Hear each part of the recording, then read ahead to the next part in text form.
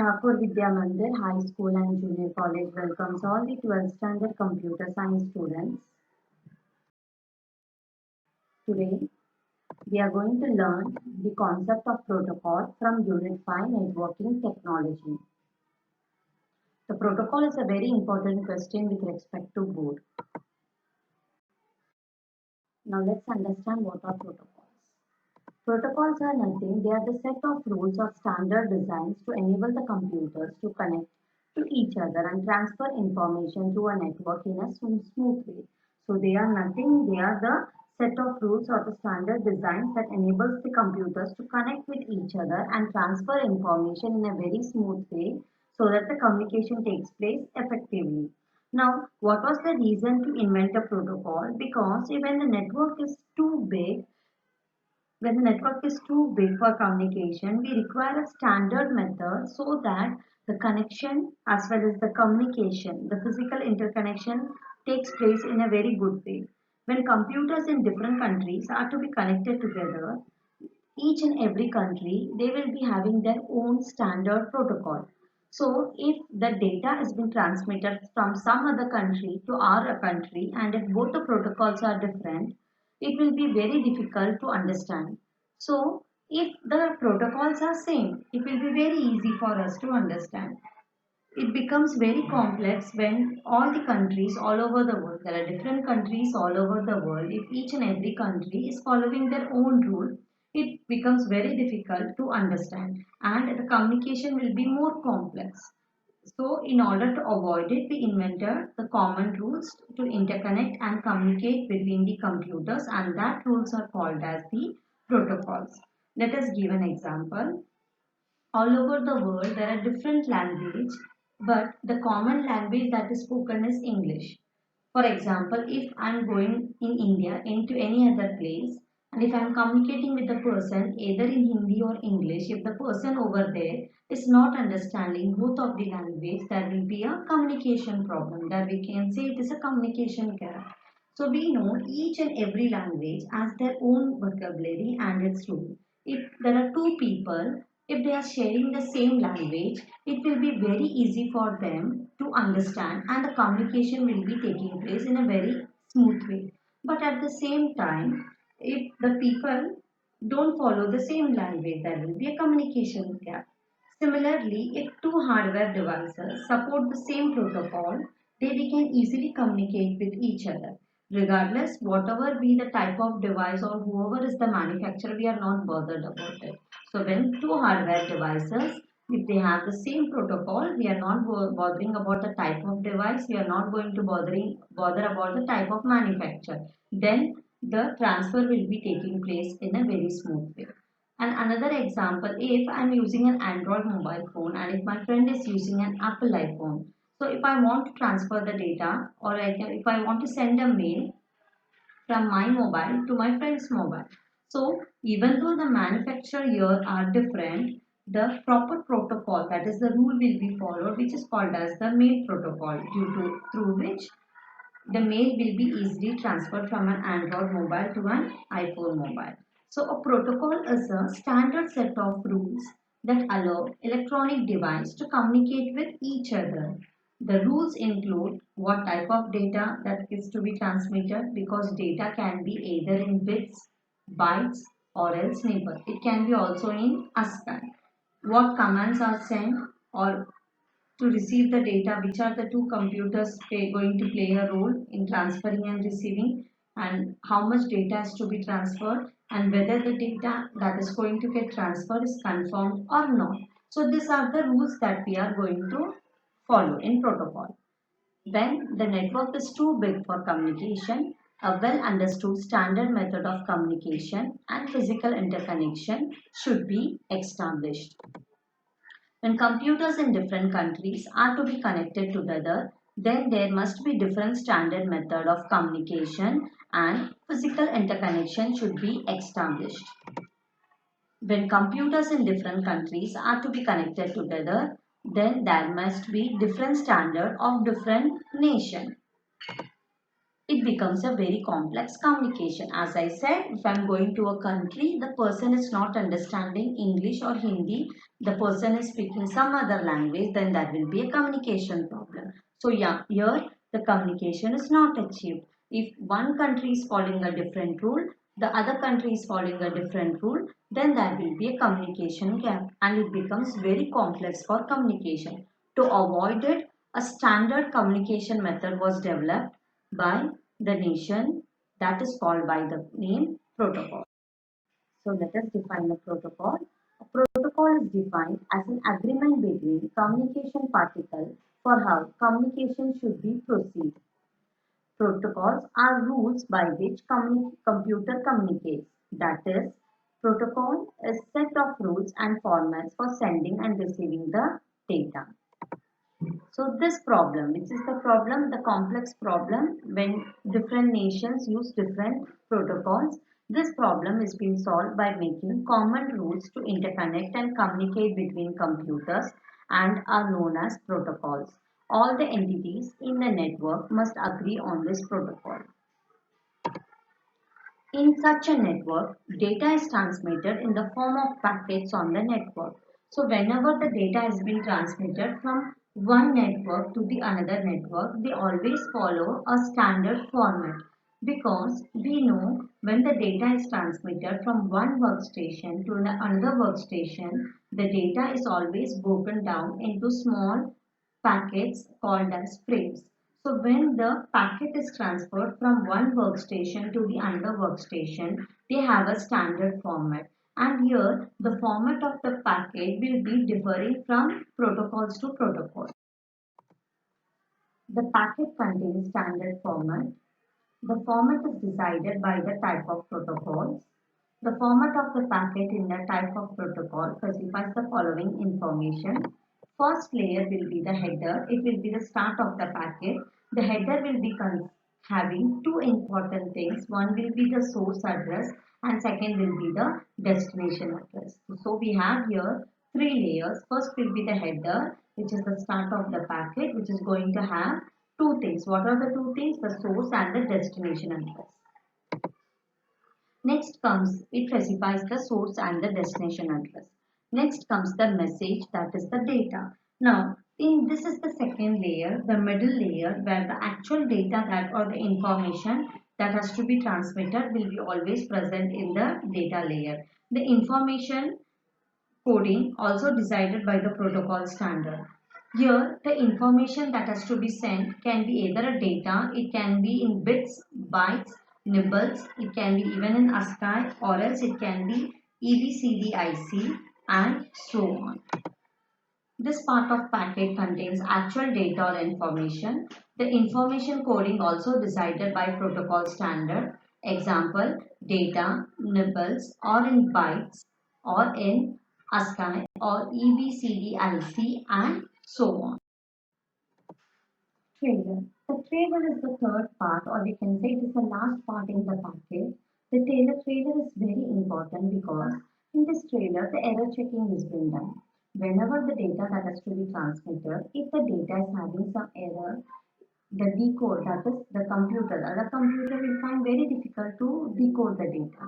So we have here the trailer. What will be the trailer doing? The trailer will be rectifying any error or any correction in the information that has to be transmitted, and then it will send to the other end.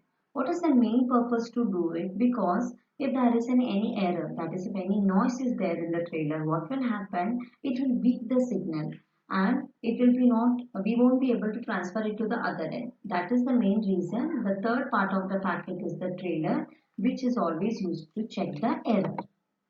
In this part of the packet, ending information is transmitted like error checking and correction information. When this packet is transmitted during the transmission, message may get damaged or lost due to serious reason. For this purpose, the information is sent in the trailer part. So this is the standard format. First we have the header which has the source and the destination address. Secondly, we have the data where the actual data is being sent. Lastly, we have the trailer The trailer will see to it that the data that has been transmitted is error free so that the data get transferred in a smoother way. So this is the standard format that is used in the protocol. Now, the standard format which is followed in the packet will be differing from protocol to protocol. Each and every protocols will be having their own standard format for transferring the data. Now, let's understand the different types of protocols. There are different international standard protocols at different levels. They are TCPIP, Transmission Control Protocol or the Internet Protocol, User Data Protocol, UDP, Address Resolution Protocol, ARP, Internet Control Message Protocol, that is ICMP. All these protocols play a very important role in the international standard, but today we are going to learn only about the TCPIP. So let us learn about IP. IP stands for Internet Protocol. Internet Protocol is available to everybody. This technology is available to everybody. It doesn't belong to the company, due to which a widest variety of vendors support the Internet Protocol. The Internet Protocol was first developed by the United States of Defense to interconnect educational institute and government installation. The IP protocol is very popular along with the transmission control protocol, and together it forms TCP/IP. Internet protocol was developed by United States Department of Defense to interconnect educational institute and government installation. The protocol, which has been extremely popular, is known as TCP/IP. This Internet protocol does not belong to any company and the technology is available to everybody, due to which Internet protocol is supported by the widest variety of vendors, due to which the data transmission takes place in a very effective way. IP works at the network level. Now, whenever the data has been transmitted in the Internet protocol, it will see to it that the data transmission takes place effectively. So, different routes will be followed so that the data transmission takes place without any distortion. It is a connectionless data Internet protocol. IP uses packet switching and performs route selection by using dynamic routing tables that are referenced at each hop. So whenever the data is being transmitted, all at once it will be not transmitted. There will be some intermediate stations in between in order to transfer the data, which we call it as a hop. This packet making up a message would be routed differently through the internet network depending on the state of the network at each hop. That is, if a link becomes congested, packets would take a different route. So whenever the data is being transmitted from one part of the workstation to the other part of the workstation, so what will happen? It will see to it that it is properly routed to the destination. The concept also have explained well in the routers. Routers part also have explained the concept in detail. So when the routing is taking place, if there is a problem in one router, automatically the internet protocol will inform the router to select an alternate option so that the data get transferred in a different route.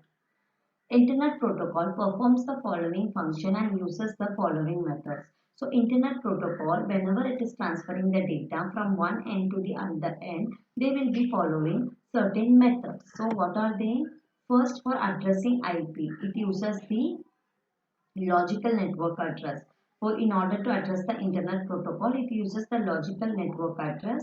In logical network address, most probably the source and the destination address will be present. For switching purpose, it uses the packet switching method. Now, what is the packet switching method? If the data is routed in one way, if the way there is a problem, it is congested, automatically it will be taking an alternate way in order to reach the destination. For route selection, so the entire route will be present in the dynamic routing table. So with the help of the dynamic routing table, that is the dynamic method, proper selection of the route will be done in order to reach the destination. For connection services, IP provides error control. So we will see to it that whenever the data has been transmitted using an internet protocol, there are few methods that are followed in order to transfer the data in a very smooth. Next comes the TCP/IP protocol, Transmission Control Protocol, and the Internet Protocol. Transmission Control Protocol or the Internet Protocol uses three types of addresses for network addressing. First will be the hardware or the physical address. It is used by the data link and the physical layers. It is hard coded into network cards at each device. So here first layer will be, that is the first type, three types of addresses TCP/IP will be using. First address is used by the data link layer and the physical layer. Now what is the function of the data link and the physical layer? The physical layer will be converting the raw data which is available into the standard format so that the data is transferred in the network. And next the data link layer. The data link layer will be breaking down the data that has to be transmitted into small packets. The internet protocol. Now comes the internet protocol address, which provides a logical node identification. Each and every computer that has been addressed, that we are going to address, has their own unique address, and it is assigned by the administrator according to certain guidelines. It is expressed always in four dotted forms. Example 123.144.131.12. So each and every computer that we are going to use in the network have their own IP address. No two computers will have the same IP address. The logical node names which an administrator can assign are easier to remember than an IP address. Example barney.com. So if it is very easy for us to remember the logical node names as it is given one example rather than remembering the IP address of each and every computers. So by this we complete the concept of transmission control protocol and the internet protocol diagram. So TCP/IP always follows four layers for transmitting the data. No need to elaborate this in your paper. Just you should have information about the layer. It has four layers: the application layer, the transport layer, internet layer, and the network access layer. So you can see the similarly four layers are that in the other end. First, the application layer. The application layer always contains the protocols that has to be used in transferring. The transport layer. The transport layer ensures that the packet arrives in sequence and without error by stopping acknowledgement of data reception. Internet layer. The internet layer is responsible for transferring the data in the internet. And lastly comes the network access layer. The network access layer is the lowest layer of the TCP/IP. The protocol in this layer provides the means for the system to deliver the data to the other devices on a directly attached network. So here each layer has its own responsibilities. So this layer will be helping the data to transfer from one end to the another end. So this is the model of TCP/IP model and OSI model. Initially, when protocols came into role, TCP/IP model was first invented. Later on, OSI was invented. Here you can say the OSI model is also called as the seven-layer model. I'm not elaborating more here because we don't have this in our syllabus. Just an information that here in each and every layer has its own significance. One layer will convert the raw data into standard format binary. One will be breaking down the entire data into small packets. The other will be using a standard format, that is the source and the destination address in each and every packet so that the data is transmitted. One will be responsible for routing. One will be responsible to see whether the data that has been transmitted is error free. In this way, each and every layer has their own model. Here, simple thing in TCP/IP, the application layer is further broken down into three layers. The similarly network access layer is further broken down into the next two layers in OSI model. So that's all about TCP/IP protocol. TCP/IP protocol is often asked in board and in either in a 3 mark or a 4 mark question. it will be define protocol and explain the concept of TCPIP. So whenever the question has been asked, we have to define the protocols. The definition is to be given, as well as we also need to explain that it doesn't belong to any company. The data is transmitted in a very smooth way, and we are going to explain about the concept of TCP/IP in combination. That is, it uses the three address, hardware address, internet protocol address, and the logical node names which an administrator can assign or can easier to remember than an IP address. So these are the points we are going to cover when the question has been asked, define protocol and explain the concept of TCP/IP. The next class we will learn about the network access method. Thank you.